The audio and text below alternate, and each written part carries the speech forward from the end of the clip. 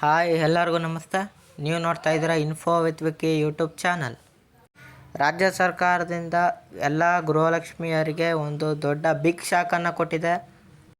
ಏನಪ್ಪ ಅಂತ ಹೇಳಿದ್ರೆ, ಇಂಥವ್ರಿಗೆ BPL ಕಾರ್ಡ್ ಇದ್ದರೂ ಸಹ ಗೃಹಲಕ್ಷ್ಮಿ ಅಮೌಂಟನ್ನು ಕ್ಯಾನ್ಸಲ್ ಮಾಡ್ತಾರೆ, ಮುಂದಿನ ಕಂತಿಂದ ಅಮೌಂಟ್ ಬರಲ್ಲ ಅಂತ ತಿಳಿಸಿದ್ದಾರೆ.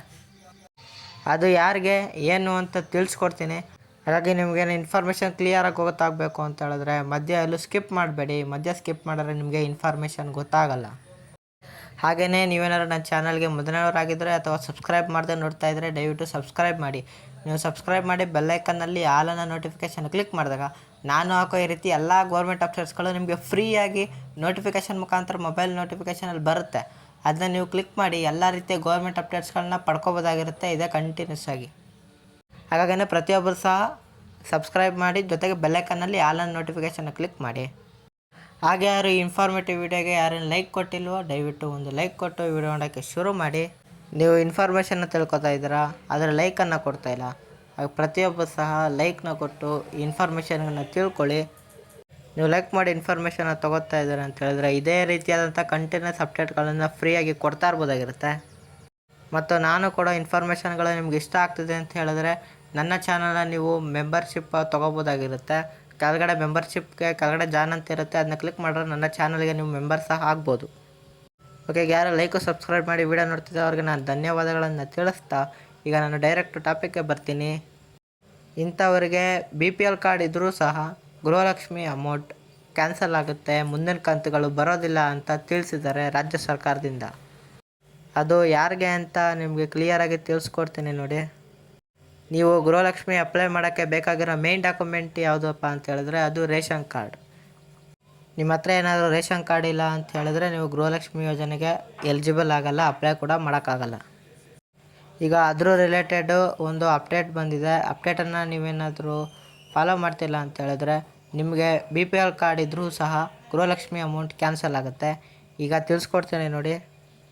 ಈಗ ಬಂದಿರೋ ಅಪ್ಡೇಟ್ ಏನಪ್ಪ ಅಂತ ಹೇಳಿದ್ರೆ, ನಿಮ್ಮ ಮನೆಯಲ್ಲಿ ಅತ್ತೆ ಮತ್ತು ಸೊಸೆ ಇಬ್ಬರೂ ಸಹ ನಿಮ್ಮ ಒಂದೇ ಮನೆಯಲ್ಲಿ ಇದ್ದು ಇಬ್ಬರೂ ಸಹ ಸಪ್ರೇಟ್ ರೇಷನ್ ಕಾರ್ಡನ್ನು ಮಾಡಿಸ್ಕೊಂಡು 2,000 ಇಬ್ಬರೂ ಪಡ್ಕೊತಾ ಇದ್ದಾರೆ ಅಂತ ಹೇಳಿದ್ರೆ ಅದರಲ್ಲಿ ಒಬ್ಬರಿಗೆ ಗೃಹಲಕ್ಷ್ಮಿ ಅಮೌಂಟು ಬರೋದು ಕ್ಯಾನ್ಸಲ್ ಆಗುತ್ತೆ ಅಂತ ತಿಳಿಸಿದ್ದಾರೆ. ಅದನ್ನು ನೀವು ಕೇಳ್ಬೋದು, ಯಾವ ರೀತಿಯಾಗಿ ಅವರು ಟ್ರ್ಯಾಕ್ ಮಾಡ್ತಾರೆ, ಅವ್ರಿಗೆ ಗೊತ್ತಾಗುತ್ತೆ ಅಂತ ನೀವೇನಾದ್ರು ಕೇಳೋದಾದರೆ, ಇನ್ ಕೇಸ್ ನೀವೇನಾದರೂ ಸ್ವಂತ ಮನೆಯಲ್ಲಿದ್ದೀರಾ ಅಂತ ತಿಳ್ಕೊಳ್ಳಿ. ಸ್ವಂತ ಮನೇಲಿದ್ದರೆ ಮನೆ ಕಂದಾಯ ಯಾರು ಕಟ್ತಾ ಇರ್ತಾರೋ ಅವರು ಅಥವಾ ಅವರು ಯಜಮಾನ್ರ ಹೆಸರು ಏನಾದ್ರು ಇತ್ತು ಅಂತ ಹೇಳಿದ್ರೆ ಅವರಿಗೆ ಗೃಹಲಕ್ಷ್ಮಿ ಅಮೌಂಟ್ ಬರುತ್ತೆ. ಯಾರು ಹೆಸರಲ್ಲಿಲ್ವೋ ಅವರಿಗೆ ಗೃಹಲಕ್ಷ್ಮಿ ಅಮೌಂಟ್ ಬರೋಲ್ಲ.